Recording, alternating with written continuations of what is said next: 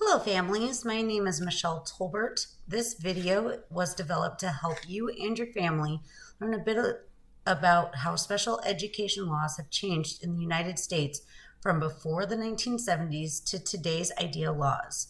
It is important for families to see the amazing changes that have been made to ensure their child is receiving the appropriate services, equal education opportunities, and protection of their and your rights under the current special education laws. I will also be referencing a few court cases that have had a great impact on students and families' educational rights, such as FERPA and IDEA.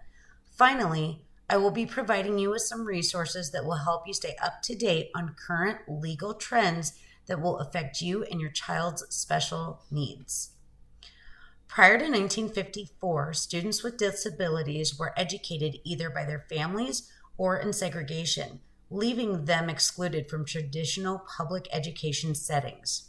However, in 1954, after the Brown versus Board of Education case, where African American students were no longer segregated based on skin color, families of students with disabilities began to reach out for the same amenities for their children.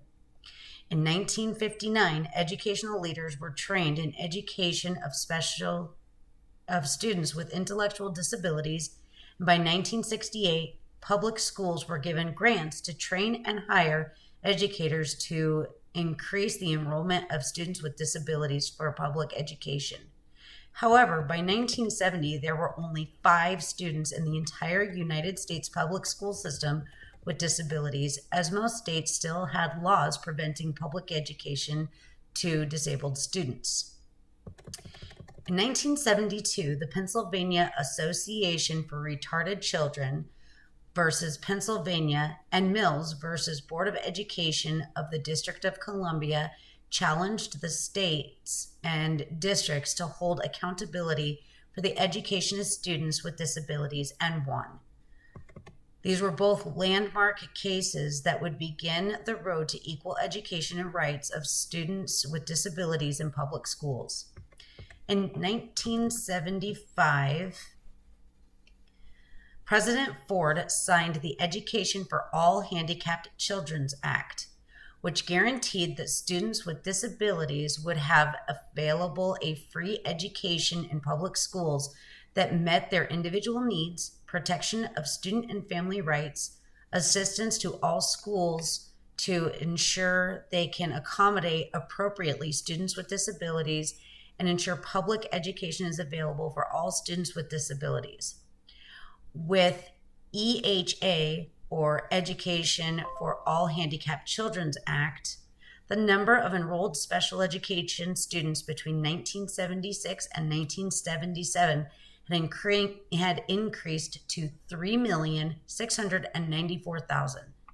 Between 1986 and 1997, several amendments were made to the EHA, which included early intervention to identify those with disabilities at birth, changing EHA to the Individuals with Disabilities Act, or IDEA, that included the addition of other disabilities, the development of the Individualized Education Program, or IEP, and the Individual Transition Plan, ITP. And finally, providing students and families with access to general education curriculum and providing families with the tools needed to challenge disputes with schools and other educational agencies. Within the last 20 years, from 2000 to 2020, much has changed for students with disabilities. These changes include early interventions in need of behavioral and academic support, higher standards for teachers who work in special education, the use of research-based intervention, and the requirement of a resolution process when families file due process complaints, support services for disabled students who are placed in private schools to be fulfilled through local agencies, accountability for infants and toddlers to special education services, revision of parental consent requirements that provide information about legal protection and insurance paid services, and the official removal of mental retardation from the law's descriptive language and replacing it with intellectual disability or disabilities. The laws, revisions, amendments, and changes made to the world of special education have helped shape the system that we know today. There are still changes being made that will only further benefit the students who are in need of special education services and for their families. Next, we will look into 2 court cases that have helped shape the other areas of special education. The first case is the rights of student and family for public schools. The case of Forest Groves School District versus T.A. In this case, student T.A. was diagnosed by a private specialist with having ADHD, a qualifying diagnosis under IDEA. After diagnosis, T.A. was denied special education services by his public school and was placed into a private academy by his family. After the family requested reimbursement from the public school district under IDEA section 300.148C, which states public agencies may be required to reimburse for private school tuition if they fail to meet the free and affordable public education requirements, or FAPE. The public school refused to pay the reimbursement because TA was evaluated but not diagnosed, therefore resulting in no IEP and no qualification for special education services. Because the public school failed to provide FAPE, the U.S. Supreme Courts ruled in favor of TA and their family under IDEA. This case has significance because it describes the legality of what qualifies under private school tuition reimbursement for families who choose to place their child in a private school for special education services.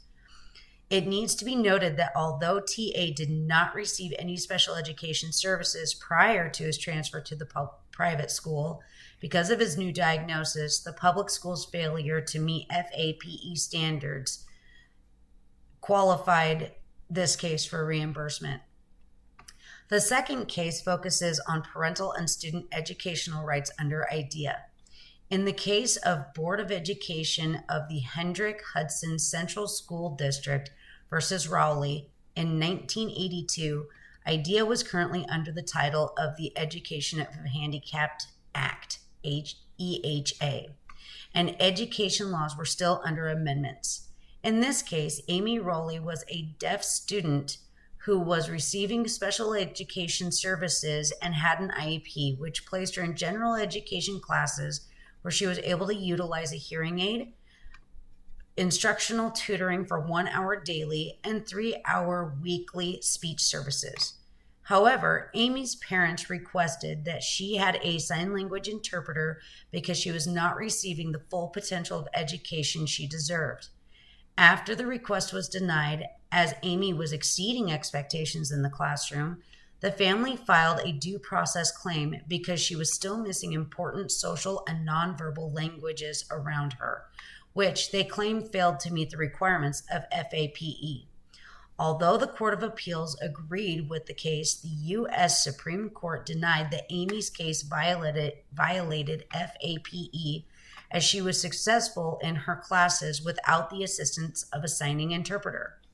This case is significant in educational rights of students and parents because it forced the government to look closer at the definitions of services and rights for students and families. In this final segment of the video, I will provide you with recommended resources that will help you stay up to date with current legal trends in special education from both Washington State and the federal government. The first resource is the Washington Office of Superintendent of Public Instruction.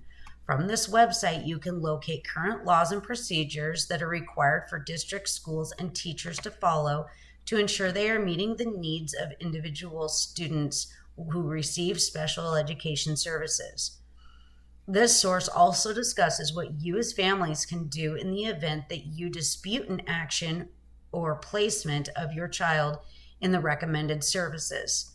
The second recommended resource for for parents is the Special Education in Washington State Handbook, which was developed by the Washington Education Association. This handbook is full of information regarding the state laws for special education that align with IDEA. Although the state follows IDEA laws, they have developed laws that further implement the ideals and responsibilities to students with disabilities and their families. Here you will be able to click links that will take you to the Washington Administrative Codes, or WAC, W-A-C, that discuss the rights and current laws, and a complete comprehensive explanation of special education process in Washington State, along with your role and rights as parents. The next set of resources are from federal and general organizations, as laws are currently changing to ensure students with disabilities are receiving the best possible education for their needs. The first recommended resource is the IDEA website. From here, you can learn about laws and policies, reports on special education from a national level, available grants and funding, and a wide range of other resources for families and students with disabilities. The second resource is Rights Law, WRIGHTSLAW,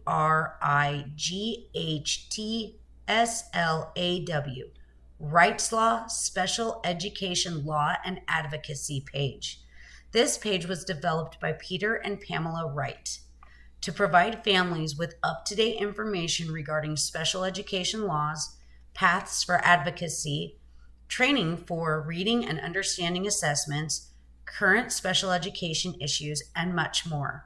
This resource is full of opportunities for families to reach out to one another and discover ways to further advocate for their children to ensure they are receiving the best possible education services. I would like to thank you for taking the time to watch my video, and I hope the information provided will be useful to you and your family.